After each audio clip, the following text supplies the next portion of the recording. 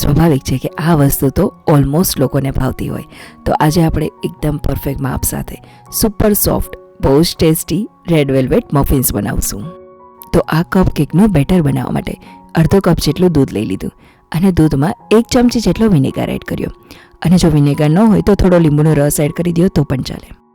અને સાથે 50થી 60 ગ્રામ જેટલું બટર લઈ લીધું અને સાથે 3 ચમચી જેટલી દળેલી ખાંડ એડ કરી દીધી. અને હવે ખાલી તેને મિક્સ જ કરવાનું છે, બહુ વધારે નથી ફેટવાનું. આમ તો એકલી દળેલી ખાંડ એડ કરી દો ને તો પણ ચાલે, પણ મફિન્સને એકદમ ક્રીમી અને રિચનેસવાળા કરવા હોય ને તો એટલા માટે 3 ચમચી જેટલું કન્ડેન્સ મિલ્ક પણ એડ કરી દીધું.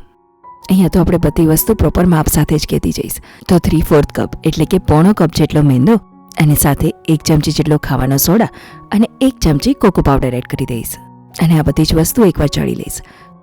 અને સાથે 5 થી 6 ડ્રોપ્સ વેનીલા એસેન્સ અને 1 ચમચી જેટલો રેડ ફૂડ કલર એડ કરી દઈશ. અને જ્યારે પણ ફૂડ કલર એડ કરીએ ને તો બને ત્યાં સુધી આ રીતે લિક્વિડ હોય ને એવો જ વાપરવો. અને દૂધ આપણે જે સાઈડ પર રાખેલું હતું ને એ થોડું થોડું કરીને ઉમેરતા જશું, કેમ કે જો એક સાથે જ આપણે એડ કરી દીધું ને તો બેટર કદાચ વધારે લિક્વિડી થઈ જાય. તો બસ એકદમ ધ્યાનથી આ રીતનું બેટર બને ને એ રીતે જ રાખવાનું. તો અહીંયા જોઈ શકાય છે કે બેટર તો આપણું એકદમ પરફેક્ટ એવું બન્યું છે. તો બસ હવે બેટરને મોલ્ડમાં થોડું અડધું રહે ને એ રીતે ભરી લેશું. તો મફિન્સને બેક કરવા પ્રીહીટેડ ઓવનમાં 180 ડિગ્રીએ 15થી 17 મિનિટ માટે બેક થવા રાખશું. અને જો કડાઈમાં કરતા હોય ને તો 20 મિનિટ માટે થવા દેવાના. તો મફિન્સ તો અહીંયા આપણા એકદમ સરસ બેક થઈ ગયા છે.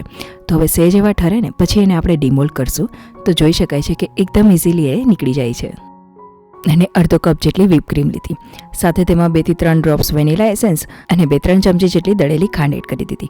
અને એકદમ આ રીતે ફ્રોથી થાય ને એ મુજબ વ્હીપ કરી લેશું. હવે અહીંયા તો આપણે એકલી વ્હીપ ક્રીમ નહીં વાપરીએ, પણ સાથે થોડું ક્રીમ ચીઝ પણ એડ કરી દઈશું, જેથી કરી ટેસ્ટ એકદમ સરસ એવો આવે. થોડીવારમાં તો એનું ટેક્સચર પણ એકદમ સરસ એવું થઈ ગયું છે. તો બસ એને પાઇપિંગ બેગમાં ભરીને આ રીતે એકદમ સિમ્પલ એવું જ સ્પ્રેડ કરી દઈશું, તો જેથી કરી થોડું ડેકોરેશન થયું હોય એવું પણ લાગે. તો અહીંયા તો આપણા એકદમ સોફ્ટ અને સુપર ટેસ્ટી એવા મફિન્સ તૈયાર છે. અને જો આ વિડીયો ગમ્યો હોય તો લાઇક, શેર તેમજ આ ચેનલને જરૂરથી સબસ્ક્રાઈબ કરજો. ખૂબ ખૂબ આભાર.